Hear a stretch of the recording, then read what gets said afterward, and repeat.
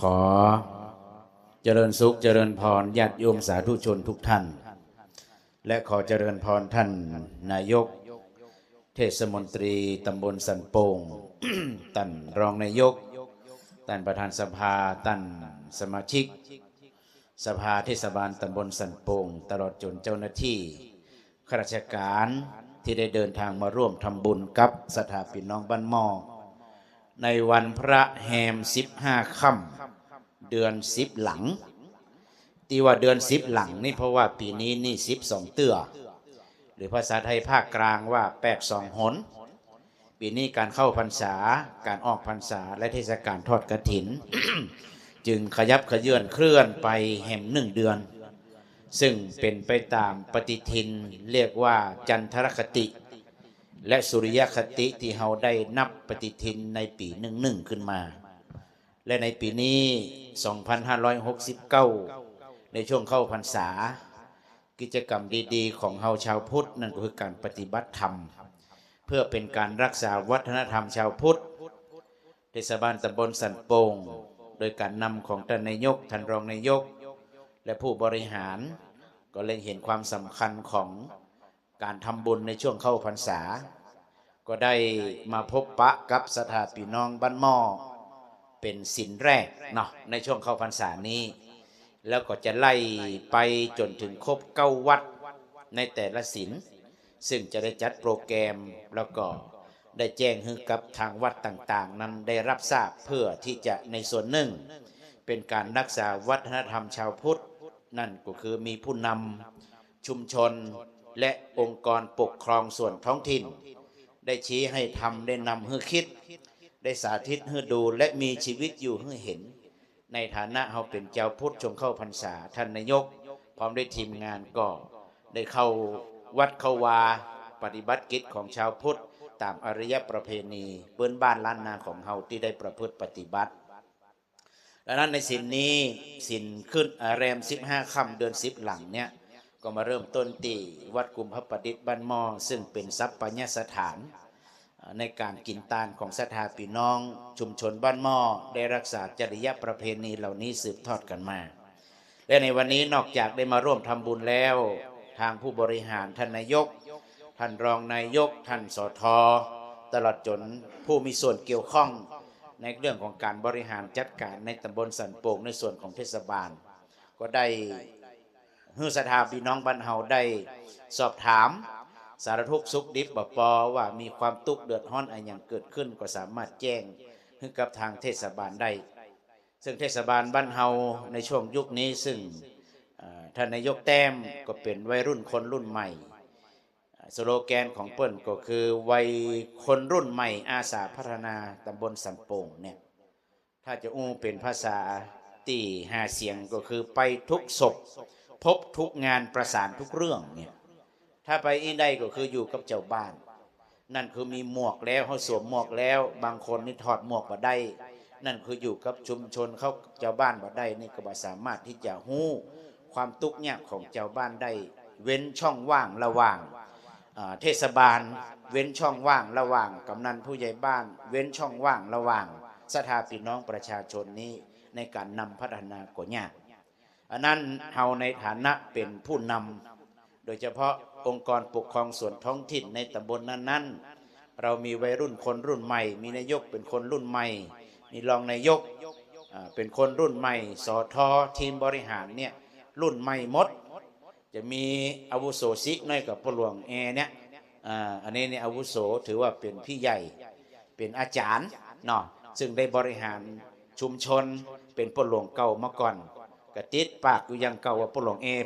นั่นนะเป็นรถยศเปิ้นตลอดเลยความจริงเปิ้นเป็นรองนายกละก็เป็นเหมือนกับว่าเป็นรุ่นพี่รุ่นใหญ่ที่ควบคุมดูแลให้คำปรึกษาแล้วก็ได้ร่วมกันพัฒนาในตำบลของบ้านเฮาอันนั้นถ้าเรารู้จักหน้าที่ในการพัฒนาเปิ้นว่าผู้นำรู้พัฒนาเนี่ยจะนำมาซึ่งความเจริญในชุมชนในองค์กรในบ้านเมืองนั้นๆ ในทางพระพุทธศาสนาเนี่ย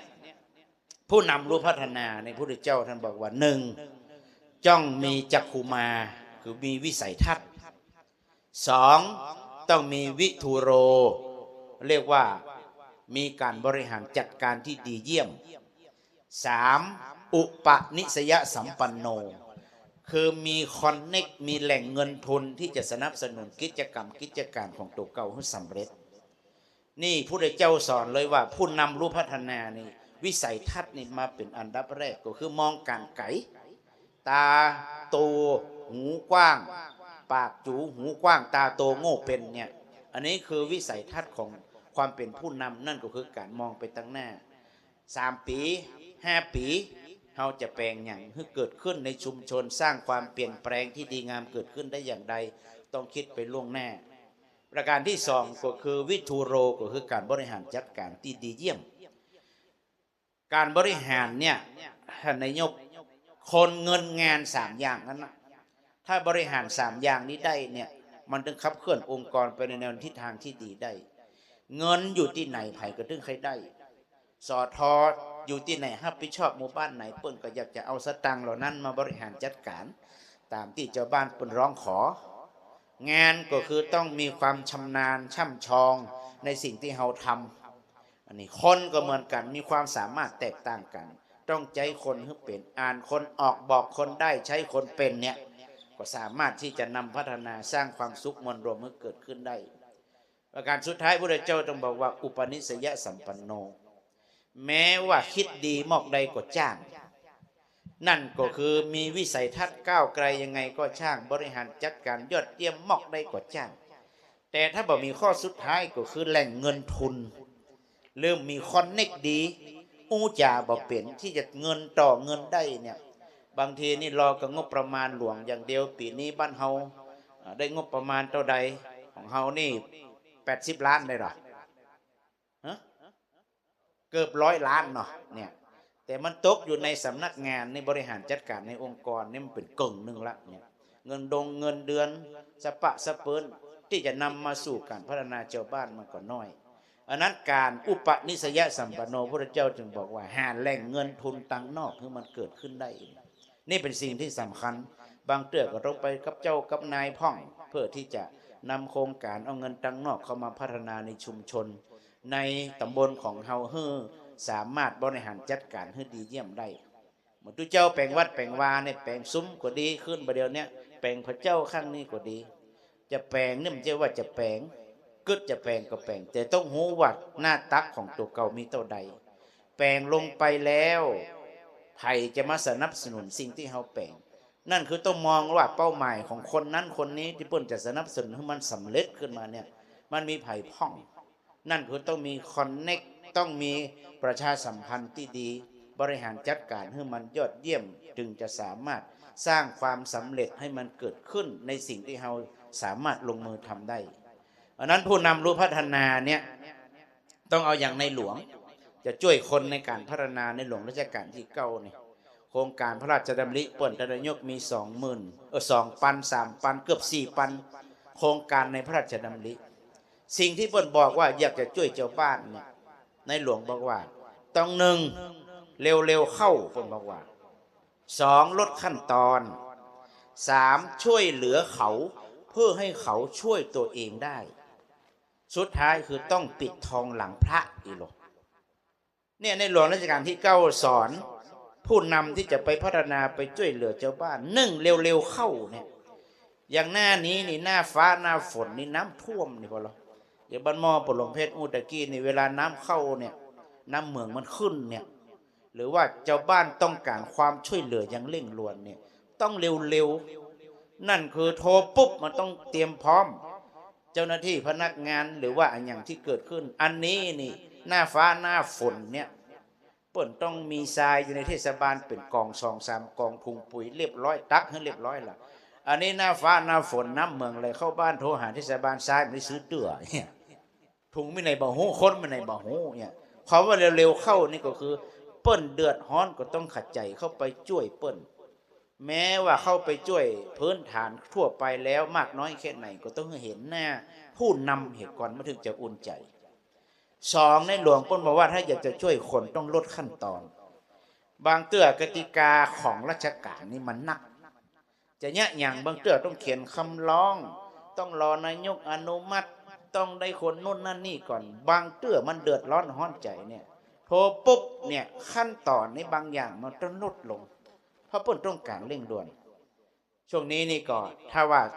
สัมผัสได้กับเทศบาลบางเทื่อก็ลดขั้นตอนเหล่านี้ก็สัมผัสได้อยู่บางเทื่อต้องการลด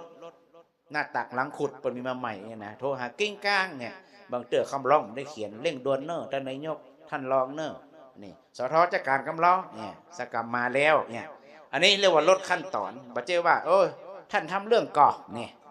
เขียนไว้คำร้องหรือยังนายกนำได้เซ็นเตื้อมันออกมายากบางเตื้อปวดน้อยเดียวลดขั้นตอนได้อันไหนที่มันแก้ไขที่มันเร็วลดขั้นตอนได้เฮาก็ต้องทำเพื่อบำบัดทุกข์บำรุงสุขกับศรัทธาชาวบ้านที่มันเกิดขึ้นอันที่สามความยั่งยืนที่มันเกิดขึ้นในหลวงรัชกาลที่เข้าเปิ้นบอกว่าถ้าจะพัฒนาต้องช่วยเขาเพื่อให้เขาช่วยตัวเองได้นั่นก็คืออยากกินป่าก็เอาป่าไปให้มันกินเนี่ยในหลวงบอกว่ามันกินแล้วมันบ่รู้วิธีหาป่ามันเคยกินครั้งต่อไปมันก็เอิ้นมาให้เอาป่าไปส่งหาเหมาะเนี่ยดังนั้นต้องสอนวิธีตกปลาให้เวลามันเคยกินครั้งต่อไปมันก็ไปเสว่าหากินของไปของมันการช่วยเหลือเขาเพื่อให้เขาช่วยตัวเองได้คือบางทีเนี่ยบอกเจ้ว่าอาปากแหละเอาเข้ายัดเข้าปากเอาเกี้ยวแล้วเอาลืนลงไปเนี่ยสอนก็เหล่านี้มันก็จะแย่มเพราะว่าต้องสอนความยั่งยืนพัฒนาที่ยั่งยืนได้คือสอนอาชีพสอนวิธีในการอยู่ในสังคมปัจจุบันหรือว่ามีเนติมีแบบแผนใหม่ๆเพื่อศรัทธาชาวบ้านได้เรียนรู้อย่างนี้เป็นต้นดังนั้นการสอนเขาให้เขาช่วยตัวเองได้นี่เป็นสิ่งที่เป็นการพัฒนาที่ยั่งยืน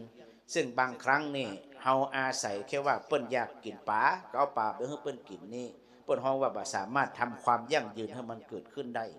อันนั้นการที่จะนำพัฒนาให้ยั่งยืนก็ต้องสอนวิธีคิดวิธีการดำเนินชีวิตปรับเปลี่ยนบางสิ่งบางอย่างอันเป็นวัฒนธรรมโบราณล้าหลังให้มันเกิดขึ้นสร้างวัฒนธรรมใหม่ให้มันเกิดขึ้นในการอยู่ร่วมกันอย่างชุมชนบ้านหม้อนี่วัฒนธรรมที่สร้างขึ้นใหม่มีอย่างหนึ่งตั้งแต่ทุกเจ้ามาอยู่ก็คือการลดดื่มสุราในงานศพเล่นการพนันอันนี้เรียกว่าการพัฒนาที่ยั่งยืนเพราะว่าสอนเขาแล้วให้เขาช่วยตัวเองได้บ่เดี๋ยวนี้สอนเมื่อ 2552 ท่านนายก17-18 ปีมาละใหม่ๆก็สอนก็คูดๆยากๆนั่นก็คือเปลี่ยนวัฒนธรรมวิถีชีวิตของคนนี่มันเปลี่ยนยากสอนเมื่อเขากินเหล้าเนี่ยสอนเมื่อเขาเล่นการพนันในงานศพเนี่ยตอนใหม่ๆนี่ก็สะปะสะเปินนะ3 ปี5 ปีนี่มีกู้อันปันอย่างในการต่อต้านแต่เมื่อเปลี่ยนแปลงระบบคิดวิถีชีวิตของเขาที่มันใหม่ขึ้นมาแล้วทุกวันนี้ถามพ่อเด้อชุมชนบ้านหม้อเวลามางานศพโดยเฉพาะกวันนี้เอาศพเอาไว้วัดนี่บริหารจัดการได้หมดเหล้ายาป่าปิ้งเงินคำกับแก้วแม้แต่พิธีกรรมลำดับพิธีการในทางศาสนาไผกับใครมาศพบ้านหม้อพอมาแล้วจัดการในวัดเรียบร้อย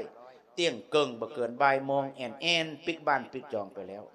นี่คือการสร้างวัฒนธรรม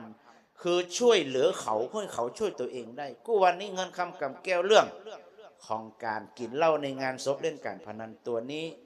ลบระบบความคิดในสมองของคนบ้านหม้อออกไปเป็นวัฒนธรรมขององค์กรที่มันเกิดขึ้นใหม่ดังนั้นการพัฒนาที่ยั่งยืนก็ต้องทำแบบนี้มันจะเมินน้อยแต่เราต้องทำเสมอต้นเสมอปลายและสุดท้ายในหลวงรัชกาลที่9บอกว่าถ้าอยากช่วยชาวบ้านต้องปิดทองหลังพระอีหลงนั่นคือทำความดีเข้าไปแล้วเนี่ยเราทำหน้าที่ของเราเป็นป้อหลวงเราเป็นตุ๊เจ้าเราเป็นนายกสทเนี่ยถ้าเราปิดทองหลังพระคือทำความดีไม่หวังผลช่วยเหลือคนด้วยเมตตาที่ไหนมีปัญหาอาสาแก้เพราะนี่คือหน้าที่ของเราเอาหัวใจพระโพธิสัตว์ออกมาแต่อยู่ที่ไหนไผ่บ่ทำหน้าที่นี่นะที่ไหนก็ตึงบ่สามารถสร้างความเจริญขึ้นมาได้พญาอีสานบอกว่าต้นไม้ใหญ่อยู่กลางต้งมันหง่ำนาผู้นำไม่พัฒนามันหง่ำบ้านครูพานโลงขี้ค้านมันหง่ำโรงเรียนตุเจ้าบ่สูตรบ่เฮียนอยู่วัดมันก็หง่ำวัดหง่ำวาเพราะมันบ่ทำหน้าที่ของไผ่ของมันถ้าต่างคนต่างทำหน้าที่มันไปได้หมดนะนี่นั่นคือปิดทองหลังพระ ก็คือทำหน้าที่ของเราวันหนึ่ง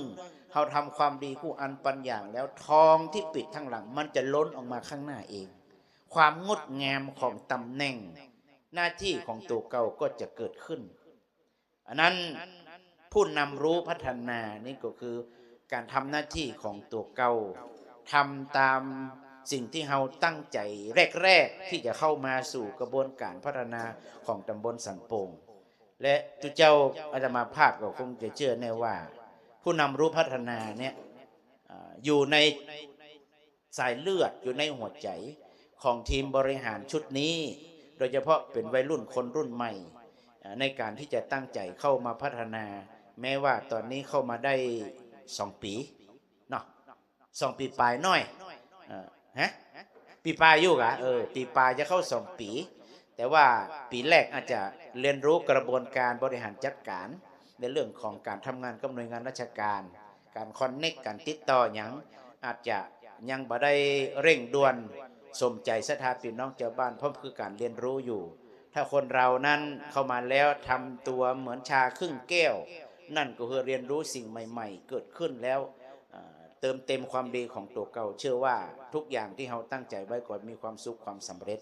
เพราะนั้นในวันนี้ทีมบริหารของท่านนายกแต้ม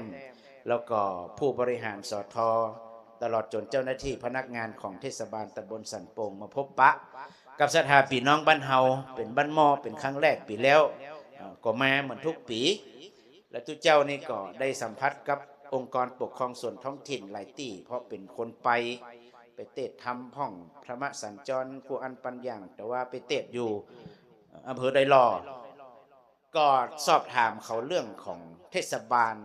กับวัดเนี่ยมันบ่ค่อยเข้ากันบ้านเฮานี่ยังได้ก็คือส่วนใหญ่ก็คือ1ในเรื่องวัดวาการหล่อเตียนกิจกรรมเกี่ยวกับประเพณีวัฒนธรรมก็ยังเหนียวแน่นชุมชนของเฮาเรื่องวัดเรื่องวาการส่งน้ำพระธาตุยังสนับสนุนวันละ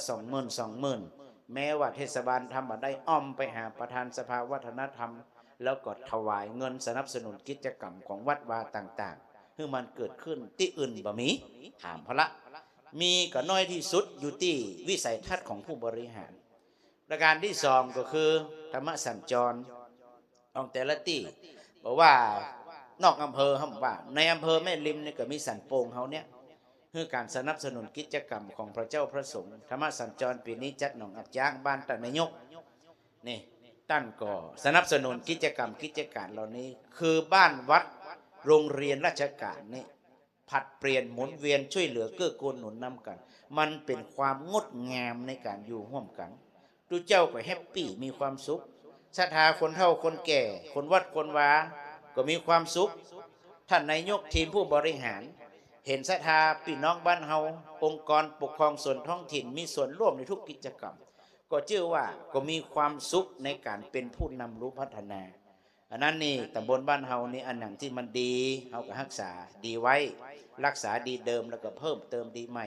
อันไหนผิดพลาดพลั้งเผลอเฮาจะปรับปรุงเปลี่ยนแปลงให้มันทันยุคทันสมัยให้มันเข้ากับสถานการณ์ที่เกิดขึ้นเฮาก็พัฒนาตามที่เฮาต้องการที่จะพัฒนาเพื่อให้ชุมชนสันโป่งของเฮานั้นมีความสุขมวลรวมทั้งบ้านวัดราชการ3ก้อนเศร้าเข้ากันได้ก็สามารถพัฒนาให้กับศรัทธาพี่น้องในตำบลของเฮามีความสุขสืบไปวันนี้ก็ขออนุโมทนาท่านนายกท่านรองนายกทั้ง2ท่านท่านประธานสภาท่านสมาชิกสทตลอดจนทีมผู้บริหารข้าราชการเจ้าหน้าที่ตลอดจนศรัทธาพี่น้องบ้านเฮาได้มาร่วมกันในทำบุญวันพระแห่ม15 ค่ำเดือน10หลังในวันนี้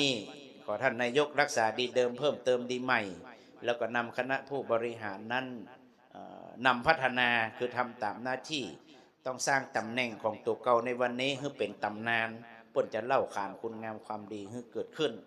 โมทนาสาธุการทุกท่านทุกคนที่มีส่วนร่วมในบุญนี้ที่มาร่วมในการฟังกินตาลหยาดน้ำและฟังธรรมนำพัฒนานำเป็นนุสติในการดำรงชีวิตถ้าคนไหนครองตนเองด้วยธรรมะครองคนอื่นด้วยการฮื้อตามครองงานของตัวเก่าด้วยสติและปัญญาคนก็สำราญงานก็สำเร็จเกิดขึ้นสาธุการทุกท่านที่ได้มาร่วม ใส่บาตรในวันนี้ขออานิสงส์ผลบุญเป็นผลเป็นปอนย้อนมาปกปักรักษาท่านนายกท่านรองนายกแล้วก็ท่านสททีมบริหารทุกท่านจากเทศบาลสันโป่งของเฮาและสถาพี่น้องบ้านเฮาเจริญด้วยอายุวันนะสุขะพละปฏิภาณธนสารสมบัติทุกท่านทุกคนอายุวันโนสุขังปะลังต่อไปจะได้